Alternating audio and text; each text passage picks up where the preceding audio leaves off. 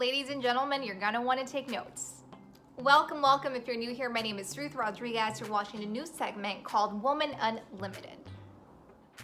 And for today's special guest, Jasmine Douglas, she's a realtor in Virginia. She's a mom, she's a mentor, she's an entrepreneur, she's a coach, total powerhouse. And we have her today sharing some golden nuggets. So stay tuned and take notes. So Jasmine is a realtor in Virginia. So if you're interested in selling, buying, or are an investor, please do reach out to her and we will have her contact information at the end of this video. So Jasmine, I want to know, how did you get started in real estate? What is your background? Okay, so my background is a little all over the place. I've always been an entrepreneur. I did hair. I started a mobile hair business, and then I worked in phlebotomy, poking people all day for the doctors.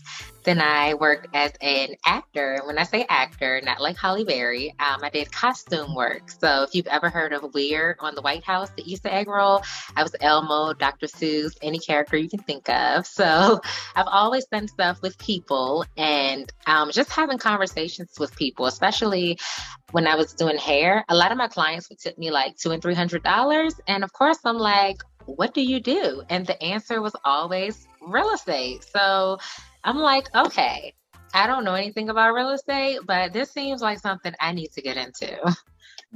Gotcha. That is so good. And as far as background, I read a little your bio and you have a degree in psychology. What were your plans with that?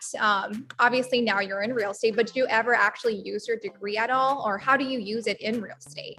I do. So psychology is just the study of human behavior. And of course, in real estate, we're dealing with human behaviors on the buy, sell, invest side. So anything interacting with humans is psychology. And every day, I mean, if it's something simple as negotiating a contract, that psychology definitely helps with helping my clients win offers. That is so good. That is so good. And I do understand that you're a mom. So for moms out there who want to get into real estate, but something is holding them back, maybe they don't want to leave their children, with somebody or whatever the case may be. What are some advice that you have for working or moms that want to get into the work field or in real estate specifically? So I would say be very diligent about your time blocking. I actually found, and I became a mom in college. My freshman year, I got pregnant. And something that was helpful was really keeping a tight schedule. So I looked at, I found my schedule actually from my junior year, and it was like 7 a.m. gym, 8 a.m. babysitter, 9 a.m. class, 10 a.m. Study for tests. So really like mapping that out. And as I grew, like 3 years later, it just changed, but it still was like 7 a.m. gym, 8 a.m. babysitter, 9 a.m. make real estate calls, 12 a.m. show houses. So really being dedicated to that, because what happens, especially as moms, we're like, oh, well, the baby's so cute. I want to play with him a few extra minutes and then I'll get to this, or maybe I'll cook dinner now because I am home. So these calls can wait another hour, but you really have to be disciplined and diligent about what you're going to do that day and stay focused on it. And that's how you become successful. And it really only takes a dedicated power hour of 3 hours. Power hour. Love that.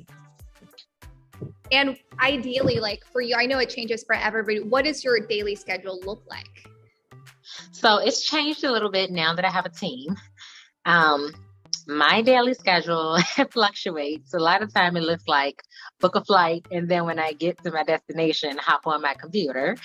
But on an everyday basis, I don't really make calls. I do a lot of in-person touches. So it may just look like me going to the gym and striking up a conversation. I have a team meeting every day. So really holding my team accountable to the things that I used to do. I do show houses depending on the client sometimes. So that may take an hour or two. And in this crazy market, someone comes out of town, we have to show 7 houses that same day. So and then when I get home, that's my sun time. So whereas I did used to work a little bit more, now I'm very diligent about having that time with my family. You have like a work-life balance in a way. It seems really healthy. That is It's so good. important, especially as you grow, because what happened is I started getting burnt out and I had to really build those systems to hold myself accountable to making time, not just for real estate and my team, but making time for family. Yeah, that's huge. Did you have a mentor getting into real estate? Did somebody plant that seed in your head? How did that look like for you? I did not actually. I had no mentor, no guidance, no anything. And it's a wonder I made it this far with no guidance. But no, my broker, because I had that sales entrepreneurial background, my broker was like, well, you got a license, go sell. And I'm like, are you going to train me at all? And he's like, no. So it really was sink or swim for me. And now that I'm actually mentoring people, I see their success. It's important because there are people who have their real estate license a whole year and they don't sell anything. And that's just by not being in alignment with the right mentor that can put you on the right track. And more importantly, listening to your mentor and really taking heed to what they say and, holding yourself accountable and letting them really hold you accountable for what you say your goals are. Love that. And what are some key things we should look for? I am, as you know, a newbie in real estate as well. What should we look for in a mentor? I would say the most important thing in a mentor is looking for someone who really aligns with your goals. So, as I've grown, I've been looking recently for a mentor to help me scale my business. So, I'm looking at people who are selling billions of dollars of real estate a year. And, I had someone tell me, well, your methods won't work. Or, well, why don't you want to make $1 million a month? And then I'm just like, those are not my goals. Like, I understand you make this money, you talk about your private jet, but I can't even relate to that. I'm still building my business and, I still actively work and I also want to have time for family. So what I found was I got a woman, and she was a mom as well. So we were more aligned in, okay, how do I work with still having time for family? How do I set up my business and systems in a way that it will allow me to do the lifestyle things that I want to do? So it really just depends on what your goals are. So I wouldn't just look at a person and say, okay, they're making a lot of money, I want to be like this person. Really look at their life and the things that they care about and their morals, because those are the things that will resonate with you when they are kicking you in the butt and they're telling you, no, do this. It's because they want you to have the same type of lifestyle that they do have. And, they genuinely care about the same things. It's not all about money. So, a mentor is bigger than just coach. A coach is going to just coach you to make money. A mentor is actually eating into your personal life and they want to see you grow as a person. So just get to know them. A piece of advice that you've been given that you would give to your, I don't know, daughter if she told you, hey, mom, I want to go into real estate. What's that one piece of advice you would give? The piece of advice I would give, and I don't want to make it sex oriented, daughter, son, but daughter, son, yes. what I would say, I have a boy, so my advice is a little hardcore sometimes. But, oh no, yeah, go for it. Yes, we love that.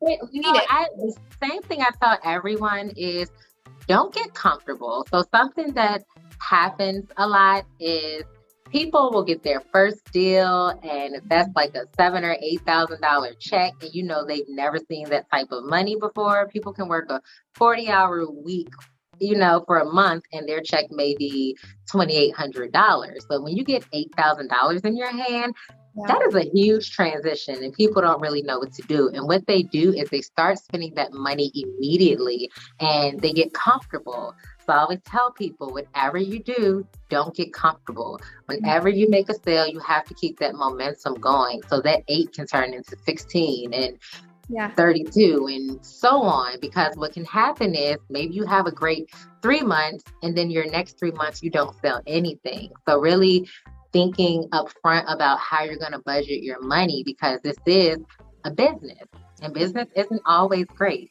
So just being prepared for those highs and lows, not just thinking that it's going to be peaches and roses every day, will take you a very long way. So being prepared and never getting comfortable. Love that. Love that. And Jasmine, I know you offer coaching and for new real estate agents. Where can we find you? They can go to www.thejasmineway.com. Wonderful. And where can we find you on social media? The Jasmine Way. I don't know about you, but I'm feeling super empowered by Jasmine's story and her advice. So ladies and gentlemen, if you're looking for real estate coaching, you could find her at her website right here or her Instagram handle over here. Well, that is the end of this video. I hope it was of value, and if you like what you saw, don't forget to subscribe and hit that like button. And we want to hear from you, so please do comment down below what we could do better, what you want us to cover next, whether it's real estate, whether it's mindset, entrepreneurship. Let us know, and we will make it happen. Alrighty, we'll see you in the next video. Bye-bye.